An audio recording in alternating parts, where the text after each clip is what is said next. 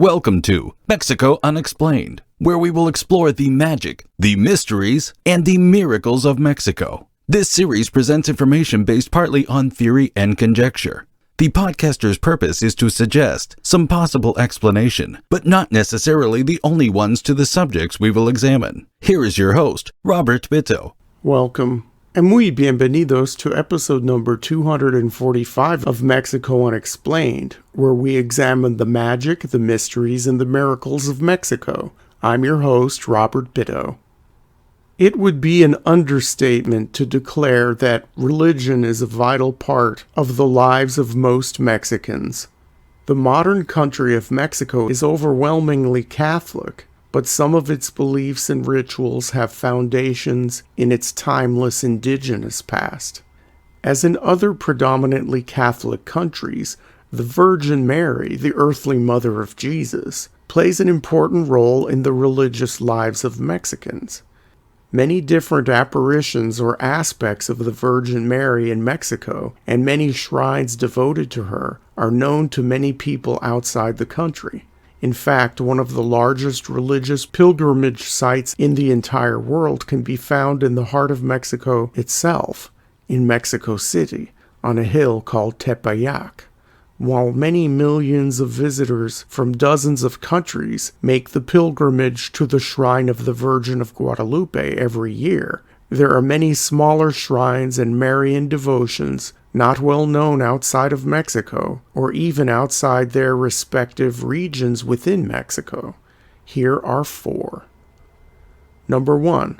La Virgen del Buen Suceso, Santiago, Tianguistenco. La Virgen del Buen Suceso is often called in English Our Lady of Good Success or Our Lady of Good Events. The image of this virgin and her veneration is traced back to 2 statues from the early days of the Spanish Empire, the mid-1500s. One statue was enshrined in Madrid, while the other was taken to the town of Parañaque, just south of Manila, in the Spanish Philippines. According to the official story of Our Lady of Good Success, the statue in Madrid was found by 2 brothers from the Order of St. Francis of Paola, who found it in a cave while on a journey to Rome. The statue was cradling the Christ child in one arm and holding a scepter in the other. The Virgin was elaborately dressed and topped with a very intricate golden crown. The brothers carried the statue to Rome and told the Pope of their miraculous discovery. The Pope made the Virgin the protectoress of the Order of St. Francis of Paola, also known as the Brothers Minor in Service of the Sick. This is how the statue ended up in the Royal Hospital in Madrid, under the care of these brothers. The owners of the Atencio Hacienda in the Mexican state of Mexico had a small chapel dedicated to La Virgen de Buen Suceso on their property. It was a local pilgrimage site and became particularly important in 1853 when the countryside was ravaged by a cholera epidemic. As a health-related virgin, the locals believed in her power to heal and claimed many miracles and answered prayers related to the statue. The Atencio family loaned the Virgin out to the nearby town of San Pedro Tlaltizapan in 1866, when it experienced a very devastating smallpox epidemic which specifically afflicted children. The statue was placed in the local church, and within 2 days the smallpox epidemic ended. On the morning of the 3rd day, the caretakers of the church noticed that the baby Jesus cradled in the arm of the Virgin was covered in spots. The faithful believed that the baby Jesus had somehow absorbed or otherwise transferred the pox from the afflicted locals. During the 1860s, there was great conflict between church and state in Mexico, and many church properties were confiscated by the government. Because this famous virgin had a gold crown and thus had monetary value, La Virgen de Buen Suceso was hidden in the town of Santiago Tianguistenco, and her devotion was held in secret. In 1912 and 1913, during the Mexican Revolution, the town was captured by forces loyal to Emiliano Zapata. The people of Santiago Tianguistenco prayed to the Virgin of Good Success for their liberation, and when the Zapatista forces left, she was given credit for their departure. It wasn't until 1919 that the statue itself resurfaced and public celebrations resumed, with her official Saints' Day fixed on January 1st. In 1947, Pope Pius XII granted the pontifical coronation to La Virgen de Buen Suceso Santiago Tianguistenco in recognition of her power to cure the sick and to intercede in times of trouble. The small shrine in this town receives thousands of visitors annually. Number 2. La Virgen Gigante de Xicotepec. In the northern Sierra region of the state of Puebla, a sleepy mountain town called Xicotepec de Juarez is home to one of Mexico's newest Virgin Mary shrines. It is known in Mexico as Monumental Virgen de Guadalupe, or the Monumental Virgin of Guadalupe. For many years, this town, whose unofficial motto is, "Wait 20 minutes and the weather will change," wanted to do more to attract tourists. This gigantic, colorful statue of the iconic Virgin of Guadalupe measures some 75 feet tall and is made of hollowed-out cement. It stands looming over the city on Tabacal Hill in the northern part of Xicotepec. This hill was important because it was here in 1949 that a silhouette of the Virgin of Guadalupe appeared in a broken half of a stone that was being quarried for a building project. Because of this unusual occurrence, the locals decided to build a small chapel to the Virgin of Guadalupe on Tabacal Hill. The shrine received a steady trickle of visitors, especially on December 12th, which is the feast day of the Virgin of Guadalupe. City officials wanted to expand the shrine and do something impactful that would draw even more tourists and pilgrims to Xicotepec. So, in the early 2000s, a grassroots campaign began to raise money for a gigantic statue for Tabacal Hill. Construction on the Virgen Monumental began in October of 2006 and concluded on December 5, 2010. No machinery was used in the building of this statue, and much of the work was done by volunteers from the town or surrounding area. As the statue is hollow, an inside staircase leads to a cramped observation deck inside the Virgin's head, with her eyes serving as windows.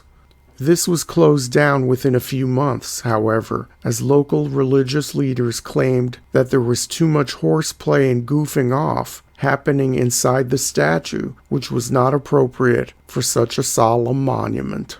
Since its completion in late 2010, the gigantic statue, some say the largest outside statue of the Virgin of Guadalupe in the world, has attracted tens of thousands of visitors. 2 years after the statue's dedication, Xicotepec was granted Pueblo Mágico, or magical town status, by the Mexican government, which put it on the map as a prime tourist destination. In 2018, the town constructed a gigantic cross on another part of Tabacal Hill and built a series of stairs connecting the cross with the Plaza de la Virgen de Guadalupe surrounding the statue. If the recent increase in visitors to Xicotepec is any indication, La Virgen Gigante de Xicotepec may turn into one of the most popular religious shrines in all of Mexico. Number 3. Nuestra Señora de Tonatico. In the Mexican state of Mexico, halfway between the silver town of Tasco and the arts and crafts center of Metepec, a small town called Tonatico has an interesting religious history. When the Dominicans, Franciscans, and Augustinians were busy converting the local Nahua people to Christianity, one of the townsfolk found a wooden female statue in the woods. History does not record if the sculpture was indigenous in origin or European, only that the face of this female carving was looking down. The person who discovered this statue took it to a local Catholic priest who dressed it up in fancy silk clothes and proclaimed it to be the Virgin Mary, formally naming her Our Lady of Tonatico. In the late 1500s, the religious authorities in the town built a special chapel to house the Virgin, and many people from the countryside came to venerate her, claiming she was responsible for various miracles and intercessions. Sometime in the 1650s, the church of Tonatico burned to the ground, with the statue of Nuestra, Señora de Tonatico, the only thing to survive the massive fire unscathed. Although untouched by the flames, worshippers were quick to notice that the face of the statue now looked up and had a smile instead of having a serious expression and looking down. This miraculous change in the image gave people hope for a better future, and news of the transformation caused more people to come to Tonatico to pay their respects to the Virgin. By 1660, a new church was built, and this is the same place where the statue rests to this day. With its domed top, 2 steeples, and ornate interior, the sanctuary of Our Lady of Tonatico is an architectural jewel of the region.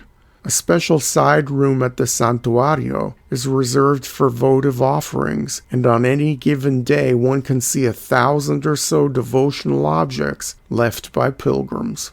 These may range from the personal, such as the shoes of a baby cured by an illness, to the elaborate, including everything from specially commissioned ex-voto paintings to solid gold milagro charms. For more information about milagros and ex-votos, please see Mexico Unexplained episode number 1. The fiesta in honor of Our Lady of Tonatico is considered one of the most important religious festivals in the region. It begins each year on the last Sunday of January and ends on February 2nd, Candlemas Day. During this time, Tonatico receives pilgrims from all corners of the municipality and from towns nearby in the states of Guerrero and Morelos. Those from the region who live abroad often make the trip back home during fiesta time, thanking the Virgin for a safe journey and for keeping them out of harm's way in their new homelands. Number 4. Nuestra Señora de la Soledad de Acapulco.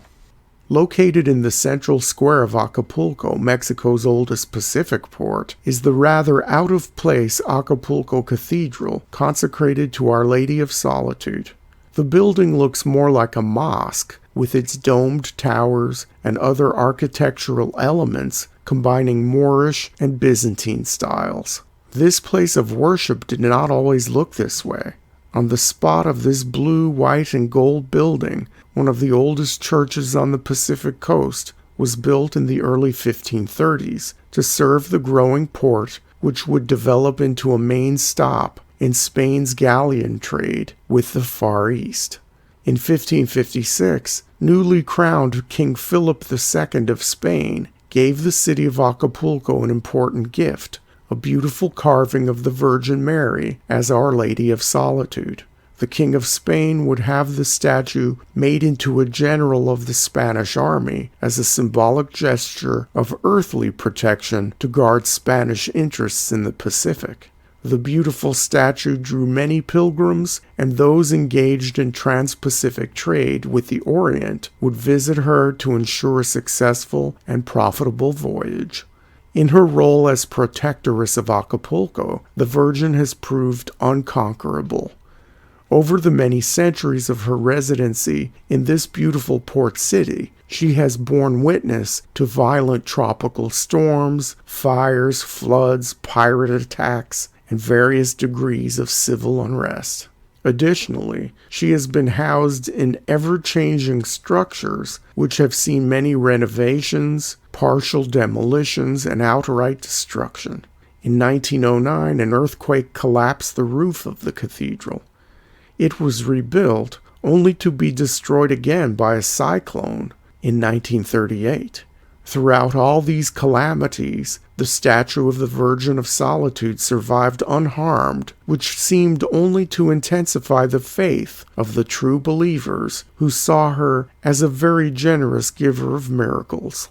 To this day, locals pray to her and visit her to ask for help in impossible situations. Hundreds of thousands of people across time can testify to her enduring power.